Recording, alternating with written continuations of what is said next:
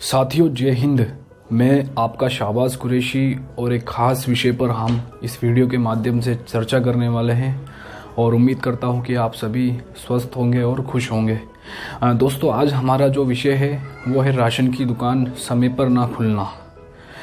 अक्सर हम देखा करते हैं कि हमारे आसपास के लोग या हम खुद ही राशन की दुकानों पर जाकर राशन की दुकान खुलने का इंतज़ार करने वहाँ पर घंटों इंतज़ार करने बैठ जाते हैं और हम प्रतीक्षा करते हैं कि राशन डीलर कब आएगा और कब हमें राशन देगा। तो दोस्तों, सरकार के द्वारा मैं आपको बताना चाहता हूँ कि सरकार के द्वारा इन सभी राशन डीलर, जो भी राजस्थान में जितनी भी राशन की दुकानें हैं, उचित मूल्य की दुकानें, उन सभी का सरकार के द्वारा एक टाइमिंग फिक्स किया हुआ है, एक समय निर्धारित किया हुआ है। लेकिन कोई भी मुश्किल से 10% लोग ही समय फॉलो करते हैं सरकार के द्वारा जो फिक्स किया हुआ है। दुकान का टाइमिंग होता है 9 बजे, सुबह 9 बजे या फिर 10 बजे। लगभग दुकान का टाइम 9 से 4 ही होता है और बीच में लंच होता है। और लेकिन होता क्या है कि हम लोग वहाँ पर घंटों प्रतीक्षा करते हैं कि कब राशन डीलर आएगा और कब हमें गेहूँ देगा। क्या हमने कभी सोचा है कि जो राशन की दुकान वाला है, इसको अगर हम टाइम से बुलाए तो हमें भी टाइम से गेहूँ मिले, हमें भी टाइम से राशन मिले, और जो हमारा यहाँ पे समय ख़राब हो रहा है उस समय को हम कहीं और उपयोग में ले, कहीं और यूज़ में ले। क्योंकि हमारी क्या है, आदत बढ़ चुकी है। एक कहानी से मैं आप लोगों की आदत आपके सामने प्रकट करना चाहता हूँ। आपकी जो आदत है वो आपके सामने व्यक्त करना चाहता हूँ। एक हाथी का बच्चा होता है, उसका मालिक उसको बचपन से ही खूंटे में बांध कर रखता है। धीरे धीरे धीरे हाथी एक वयस्क हाथी बन जाता है, यानी बड़ा हाथी बन जाता है। वो तब भी हाथी जो मालिक होता है उसको वो फंदे में बांध कर रखता है, लेकिन उसकी इतनी मजाल नहीं होती कि वो उस फंदे को तोड़कर स्वतंत्र हो जाए, आज़ाद हो जाए, क्योंकि उसकी आदत बचपन से पड़ चुकी है।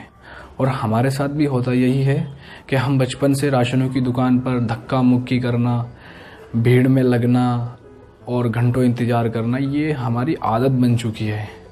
लेकिन जब तक हम जैसे लोग इस देश में हैं, हम आपकी आदत बनने नहीं देंगे, और जो राशन डीलर आपके साथ ऐसा व्यवहार कर रहा है उसको भी हम ऐसा करने नहीं देंगे। तो दोस्तों, राज्य सरकार का एक आदेश है जिसके तहत अगर रूल्स है, मतलब इन राशन डीलरों के लिए भी नियम बने हुए हैं। अगर ये राशन डीलर समय पे दुकान नहीं खोलते तो इनका जो लाइसेंस होता है वो निरस्त हो सकता है। अगर कोई भी ऐसा राशन डीलर करता हुआ पाया जाता है जिसकी दुकान के बाहर 50 से ज़्यादा लोग या 20 लोग खड़े हुए हैं जो राशन डीलर की प्रतीक्षा कर रहे हैं कि राशन डीलर आकर हमें गेहूं दे, अगर इसकी शिकायत अगर आप डिपार्टमेंट तक पहुंचा देते हैं तो उस राशन डीलर का लाइसेंस परमानेंटली निरस्त हो सकता है। लेकिन हम लोग करते नहीं हैं। हम लोगों को मालूम नहीं है कि हम शिकायत करें कैसे, हम आवेदन करें कैसे, हम एप्लीकेशन दे कैसे आगे। तो मैं आपको बताने वाला हूँ इस वीडियो के माध्यम से यही चीज़। दोस्तों, अगर आपके साथ भी ऐसा होता है, अक्सर होता है लगभग, लेकिन कोई बयान नहीं करता इस चीज़ को कि हमारे साथ ऐसा हो रहा है। वो सोचता है कि राशन डीलर हमें राशन देकर हम पर एहसान कर रहा है, लेकिन इसका उल्टा होता है। आप उससे राशन लेकर उस पर एहसान करते हो, क्योंकि जब आप उससे राशन लेने जाते हो तो उसको उसके बदले जो राशन आपको वो तोल कर देता है, उसके बदले उसको कमीशन मिलता है। लगभग जो कमीशन होता है 1 क्विंटल पर 125 रुपये उसको कमीशन मिलता है। लगभग हो सकता है बढ़ गया हो, तो ये मैंने जो बताया आपको आंकड़े, ये होता है, ये उसको मिलता है। अगर मान के चलो आप राशन लेने ही नहीं जा रहे तो उसको कमीशन भी नहीं मिलेगा। तो हम उल्टा उस पर एहसान कर रहे हैं, लेकिन ऐसा होता नहीं है। हम समझते कि हम पर एहसान हो रहा है और चुपचाप हम जाकर उसकी हाँ में हाँ मिलाकर हम उससे राशन लेकर अपने घर पर आ जाते हैं। मान के चलिए कोई व्यक्ति है जो 10 बजे या 11 बजे अपने काम पर जाता है और वो इस वजह से सुबह 8 बजे 7 बजे जाकर राशन की दुकान पर बैठ जाता है कि भाई राशन की दुकान खुलेगी तो सबसे पहले नंबर मेरा ही आएगा। वो बेचारा 10 बजे तक 9 बजे तक सोने वाला व्यक्ति सुबह 7 बजे जाकर राशन की दुकान पर इंतज़ार कर रहा है कि राशन डीलर आएगा और मुझे गेहूँ देगा। और फिर सभी लोग ऐसे करने लग जाते हैं। कोई एक अगर ऐसा करता है तो सब लोगों की आदत पड़ जाती है कि भाई तू 7 बजे आया तो मैं 6 बजे आकर बैठ जाऊँगा, मुझे तुझसे पहले गेहूँ राशन मिल जाएगा। तो ये हम आपस में ही प्रतिस्पर्धा करने लग जाते हैं, कंपटीशन करने लग जाते हैं कि कौन पहले आया कौन बाद में आया। लेकिन अगर हम ही अगर रूल्स को फॉलो करें और रूल्स को फॉलो करवाएं तो हमें सुबह 7 बजे या 5 बजे आके बैठने की ज़रूरत ही नहीं पड़ेगी।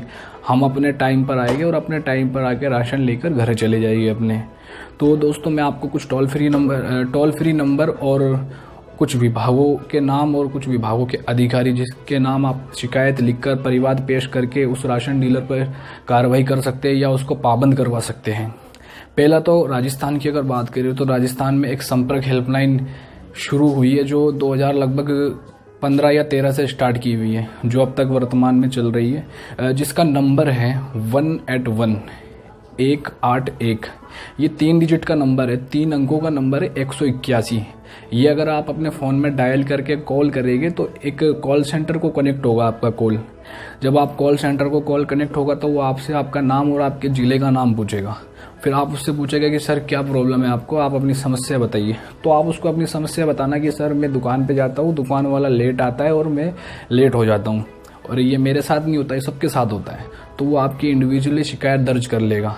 ठीक है, आपका नाम, आपका वार्ड का नाम, आपकी पंचायत, अगर आप ग्रामीण से तो पंचायत, शहर से तो वार्ड पूछेगा, तहसील पूछेगा आपसे, और आपका शिकायत विवरण वो मालूम करके आपकी राशन कार्ड की संख्या वो आपसे लिखकर शिकायत रजिस्टर्ड कर लेगा। जिसके बाद आपको 15 या 18 डिजिट का नंबर, आपको शिकायत नंबर आपको SMS के थ्रू मिल जाएगा।